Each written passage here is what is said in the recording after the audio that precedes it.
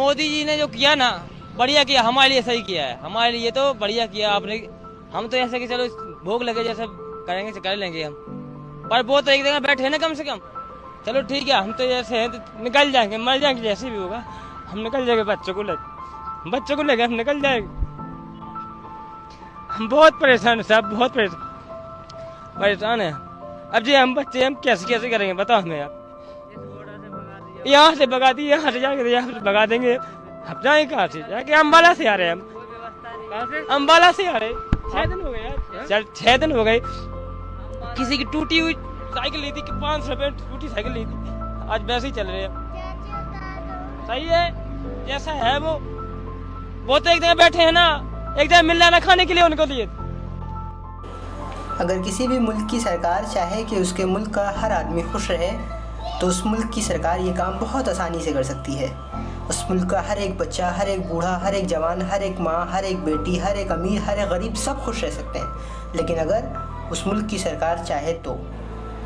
आज की वीडियो में हम देखेंगे कि इस कोविड-19 के दौर में कौन कौन से कदम उठाए गए हमारी इंडियन गवर्नमेंट की तरफ से, और हिंदुस्तान का वो गरीब तबका जो 2011 के सेंसस के अकॉर्डिंग टोटल पॉपुलेशन का 22% है, जो अप्रॉक्स 30 करोड़ के करीब है, उन लोगों के लिए क्या क्या किया गया।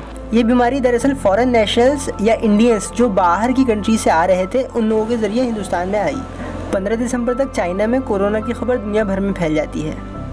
30 जनवरी को इंडिया में पहला केस रिपोर्ट होता है। हिंदुस्तान ने 5 फरवरी को सिर्फ चाइना से आ रहे लोगों पर बैन लगा दिया, लेकिन 31 जनवरी तक दुनिया भर के 25 और देशों में कोरोना वायरस ऑलरेडी फैल चुका था। इसके बाद 1 महीना और लिया गया इटली, ईरान, साउथ कोरिया और जापान से आ रहे लोगों को बैन करने पर। 3 मार्च को इन देशों के लोगों पर इंडिया में आने की पाबंदी लगा दी गई। अगर हम सिर्फ जापान की बात करें तो 3 मार्च तक जापान में 284 पॉजिटिव केसेस थे। इनके अलावा अगर हम दूसरे देशों की बात करें, जैसे अमेरिका जहां 85 केसेस थे, फ्रांस जहां 212 केसेस थे, स्पेन जहां 166 केसेस थे, इन कंट्रीज़ के लोगों के आने पर अभी तक कोई पाबंदी नहीं थी, और 22 मार्च तक इन कंट्रीज़ के लोग और दुनिया भर की कंट्री के लोग इंडिया में ट्रैवल करते रहे। 22 मार्च को जब दुनिया के 150 से ज़्यादा देशों में 2.5 लाख से ज़्यादा कंफर्म केसेस थे, तब जाकर इंडिया ने फाइनली सारी इंटरनेशनल फ़्लाइट्स पर बैन लगा दिया। लेकिन इस दौरान यानी जनवरी 18 से 23 मार्च तक हिंदुस्तान में लगभग 15 लाख से ज़्यादा लोग आ चुके थे। ये जितने भी लोग आए बाहर के देशों से हिंदुस्तान में, वो भी जो मार्च के महीने में आए थे, इन लोगों का स्क्रीनिंग के नाम पे सिर्फ बॉडी टेम्परेचर देखा जा रहा था। इसके बाद 24 मार्च को प्राइम मिनिस्टर ने लॉकडाउन की अनाउंसमेंट की। 55 दिन लेट लॉकडाउन, बिना सोचे समझे 4 घंटे की नोटिस पर किया गया ये लॉकडाउन, और वो भी बिना राज्यों के सलाह के, बिना किसी प्लानिंग के। इस लॉकडाउन के होने पर करोड़ों लोगों की ज़िंदगी, माफ़ कीजिए, करोड़ों गरीब लोगों की ज़िंदगी सड़क पर आ गई। लॉकडाउन के होने से होटल उद्योग, पर्यटन यानी टूरिज्म उद्योग, परिवहन, खुदरा व्यापार, फैक्ट्रीज़, दुनिया जहान की चीज़ें ठप पड़ गई हिंदुस्तान में। इन सबसे ज़्यादा परेशानी वो गरीब मजदूर उठा रहे थे जो रिक्शा चलाते थे या ऐसे और छोटे मोटे काम करते थे।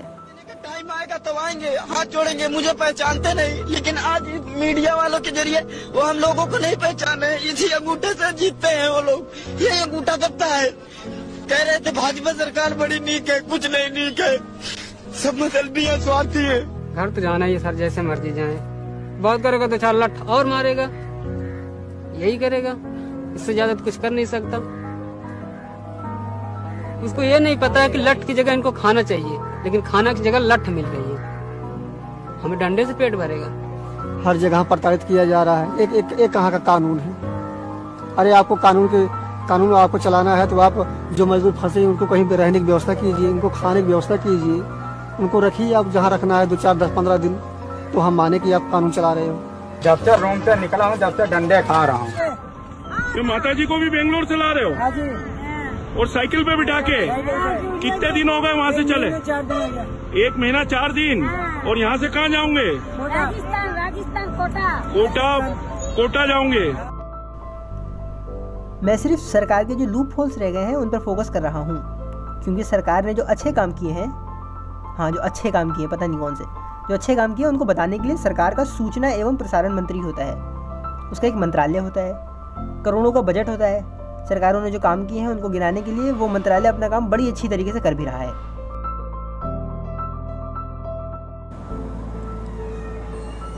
जब 45 दिन हो चुके थे, लोग सड़कों पर आ रहे थे, अभी भी आ ही रहे हैं। कोई साइकिल से जा रहा था, रेलवे ट्रैक पर लोग चलने को मजबूर थे। देवर सेइंग कि अगर वो शहर से होकर जाते हैं तो उन्हें पुलिस मारती है। लोग रेलवे ट्रैक पर चलते चलते थक कर बैठते हैं, ट्रैक पर ही इतने थके होते कि उन्हें वही नींद आ जाती है, और उसी वक्त वहाँ से एक मालगाड़ी क्रॉस करती है जिसके नीचे आकर वो सब लोग मर जाते हैं। कितनी आसानी से मैंने ये बात आपको एक सेंटेंस में सुना दी। हिंदुस्तान में इंसानी जान की कीमत नहीं, और ये इसलिए है क्योंकि जब ऐसे कोई इंसिडेंट्स होते हैं तो आप और मैं चुप रहते हैं। आदी है ना हम लोग ऐसी चीज़ों को देखने और सुनने के। हम लोग बिजी रहते हैं अपनी सो कॉल्ड ज़िंदगी में। हाँ, हम सब लोग चाय पर ज़रूर बात कर लेते हैं, प्लस इनमें से हमारा अपना कोई मरा भी तो नहीं होता। खैर, इस इंसिडेंट के बाद प्रधान सेवक जो प्रधानमंत्री हैं हमारे नरेंद्र मोदी जी, उन्होंने बाकायदा ट्वीट किया और कहा कि मामले पे नज़र है मेरी। उन लोगों की मौत के बाद उनके फैमिली वालों को 5-5 लाख रुपए मुआवजे भी दिए गए।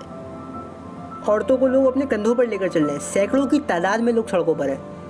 सोशल डिस्टेंसिंग का कुछ पर्पस था, वो डिफीट हुआ, पहले दिन से डिफीट हुआ। खैर, लॉकडाउन जारी रहा, लोग सड़कों पर आते रहे, सोशल डिस्टेंसिंग मेंटेन नहीं हुई, तो 45 दिन के बाद लेबर्स के लिए ट्रेन चलाई गई। 45 दिन बाद। ध्यान में रहे, ये ट्रेन माइग्रेंट लेबर जो फंसे हुए हैं, जिनके पास काम धंधा नहीं है, वो ऑलरेडी 45 दिन से बेरोजगार हैं, अपने अपने घरों से दूर हैं, उनके लिए चलाई गई। इंडियन रेलवे से वो 85% पे कर रही है इनका किराया, और स्टेट गवर्नमेंट से की 15% वो पे कर रही है। लेकिन ग्राउंड रिपोर्ट ये कहती है कि लेबर्स ने अपने टिकट खुद खरीदे, उन्हें एक्स्ट्रा पैसे देकर टिकट खरीदने पड़े। लॉकडाउन होने के 4 दिन बाद ही उन्होंने एक फंड बनाया कॉल्ड PM केयर फंड। ये एक डोनेशन पोर्टल है जहाँ पर आप और मैं या दुनिया का कोई भी इंसान पैसा दे सकता है, ताकि ये बीमारी जो हमारे यहाँ फैली हुई है उसके खिलाफ हम जंग लड़ सकें। लेकिन सेम एक ऐसा ही fund called PMNRF, prime minister national relief fund, वो ऑलरेडी एग्जिस्ट करता था। और इसकी ख़ास बात ये PMNRF की, नॉट PM केयर की, PMNRF की ख़ास बात ये है कि ये ट्रांसपेरेंसी है इसके अंदर पूरी। आप पता कर सकते हैं कि कहाँ से पैसे आए, कितने पैसे आए, कितने विड्रॉ हुए, कितने यूटिलाइज हुए, कहाँ यूटिलाइज हुए। दिसंबर 2019 का अपडेट है कि इसमें 3,800 करोड़ रुपए ऑलरेडी रखे हुए थे, करीब $500 मिलियन। ये PMNRF की वेबसाइट पर कंप्लीट ट्रैकिंग के साथ दिया जाता है। ये जो PMNRF है ये 1948 में सेटअप हुआ था, और उस पीरियड से आज तक ये चला आ रहा है। और देश में अगर कोई इमरजेंसी आए तो उस पीरियड में सरकार चाहे तो उसमें से पैसे निकाल सकती है। लेकिन PM केयर में ऐसा नहीं है। उसमें कहाँ से पैसे आए, कितने पैसे आए, वो कहाँ कहाँ गए, ये सब हम कुछ भी पता नहीं कर सकते। अगर आपके दिल में ये ख्याल आ रहा है कि देखना ही क्यों है कि कितने पैसे आए और कहाँ गए, सरकार तो अच्छा ही यूज़ करेगी, तो फिर इसका जवाब ये लीजिए। क्या भारत के नागरिक को दिल्ली सरकार के खजाने का खर्च कहां होता है वो जानने का अधिकार है? अगर देश के नागरिक को ये जानने का अधिकार है, और अगर वो कोई पूछे कि भारत सरकार की तिजोरी के पैसे कहां खर्च किए गए, वो गुनाह है? क्या ये पूछना सही है? भाइयों बहनों, जब जानकारी छिपाई जाती है तब सवाल उठता है कि नहीं उठता है कि दाल में कुछ काला है?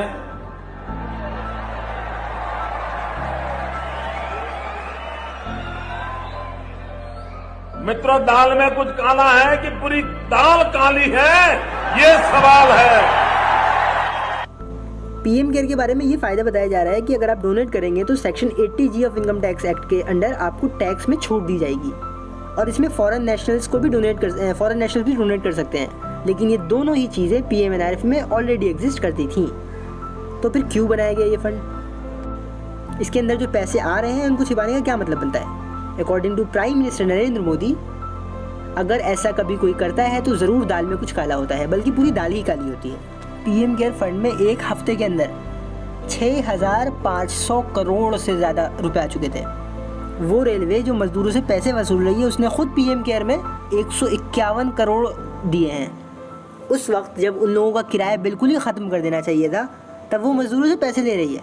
ध्यान में रहे कि इस लॉकडाउन की वजह से 300 से ज़्यादा लोग मरे हैं। जैसे नोटबंदी की टाइम पर नोटबंदी की वजह से 200 से ज़्यादा लोग मरे थे। इन सभी सवालों के जवाब मुझे और आपको इस सरकार से पूछने चाहिए। और अगर आप सरकारों से सवाल इस डर से नहीं कर रहे कि वो लोग आपको मार देंगे या जेल में डाल देंगे, या इस डर से कि आपको अगर कुछ हो गया तो आपके घर वालों को क्या होगा, तो यकीन मानिए किसी की ज़िंदगी नहीं रुकती किसी के चले जाने से। अगर आप सरकार से सवाल करेंगे तो आपकी जान ले ली जाएगी। इस बात से डर रहे हैं तो फिर आप डेमोक्रेसी के सबसे बड़े दुश्मन हैं। आप भी उन्हीं लोगों के साथ खड़े हैं जो आज पावर में हैं। आप भी सरकार के साथ खड़े हैं और यकीन मानिए आने वाला वक्त सबसे ज़्यादा कहर ऐसे ही लोगों पर लाएगा। अपना घर चला लेना, अपने बीवी बच्चों को पाल लेना, गाड़ी ले लेना, घर खरीद लेना, फॉरेन ट्रिप्स कर लेना, कैरियर बना लेना, बैंक बैलेंस बढ़ा लेना। अगर ये लोगों ने अपनी ज़िंदगी का मकसद समझा हुआ है, जो कि सच है, आज ज़्यादातर लोगों की ज़िंदगी इसी के इर्द गिर्द घूमती है, तो आप एक बार सोचिए कि आने वाला वक्त कैसा होगा। आप और मैं अगर बहुत ज़्यादा कुछ नहीं भी कर सकते तो कम से कम गलत को गलत बोलना सीखें। सिर्फ घर में चाय पर बात करने से बात नहीं बनेगी। अपने आसपास के लोगों को जो गलत हो रहा है उसके बारे में बताएं। कभी ना कभी हम सबको बोलना ही होगा, आज नहीं तो कल। बात जब हर इंडिविजुअल पर आएगी तो हर कोई बोलेगा, लेकिन तब हमारे बोलने का कोई फ़ायदा नहीं होगा। तब वो भी बोलेगा जो आज अपना सो कॉल्ड फ्यूचर बना रहा है। अगर चोर को चोरी करते हुए रोका ना जाए, टोका ना जाए, तो वो और बड़ी चोरी करता है। अपनी ज़िंदगी, अपने हुनर, अपने काम का और अपना खुद का आप सही इस्तेमाल कीजिए। लोगों के काम आइए, सच बोलना सीखिए। Democracy can not become a dictatorship because of a dictator. It become dictatorship because the people become lazy. If you like this video, please like, share and subscribe our YouTube channel, The App Story. You can also like our Facebook page, follow us on Instagram and Twitter. We are signing off. Take care. Bye-bye.